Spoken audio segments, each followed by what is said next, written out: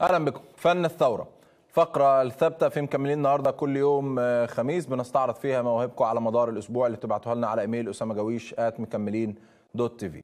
فن الثوره النهارده معانا اول كليب فيها واغنيه الفنكوش، انتاج فور ميديا، غناء والحان تامر العلايلي، كلمات المؤيد، توزيع وهندسه صوتيه ديمو، مونتاج واخراج محمود جمعه، وانتاج فور ميديا. خلينا نشوف ايه موضوع الفنكوش. بيتكلموا عن الكفته ولا بيتكلموا عن ارب تك ولا بيتكلموا عن محطات البي او تي ولا بيتكلموا عن ايه بالظبط؟ نشوف فنكوش فور ميديا ونرجع نكمل.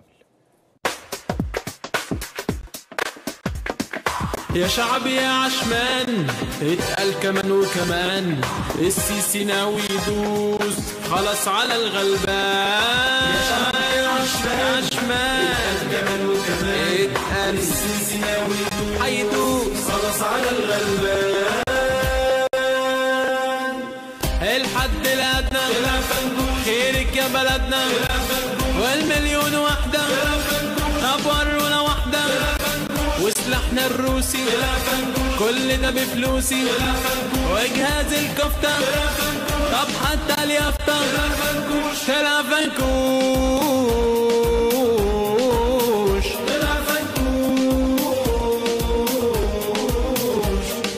يا شعب يا عشمان اتقل كمان وكمان، السيسي ناوي يدوس خلاص على الغلبان. يا شعب يا عشمان اتقل كمان وكمان، السيسي ناوي يدوس خلاص على الغلبان. واللحمة يا بيه ده الكيلو بجنيه، وفراخك فين 75، ومشاريع وخضار والاستثمار ومنح دولارات، كل دي حوارات طلع فنكوش. فنكوش فنكوش فنكوش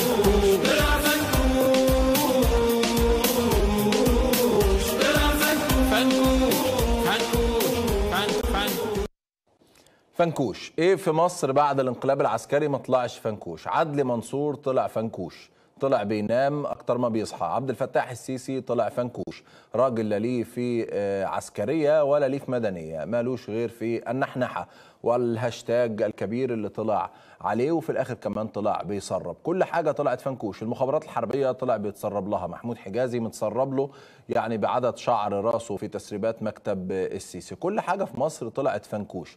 خلينا كده يعني نطلق حمله الفنكوش، وكل واحد يكتب على الفيسبوك النهارده او من دلوقتي حتى ايه من بعد الانقلاب العسكري فنكوش، وخلينا نجمع للسيسي كل الفناكيش اللي فنكش بيها الشعب المصري ونديها له هديه بعد مفتاح الحياه العظيم اللي هو عامله لنا النهارده كسلوجان او شعار للمؤتمر الاقتصادي، ونطلع النهارده قدام مفتاح الحياه ده الفنكوش ونجمع له فناكيشه كلها ونعرفها له ونقول له دي مصر القريبه اللي انتوا يعني عملتوها لنا اوبريت. بمناسبه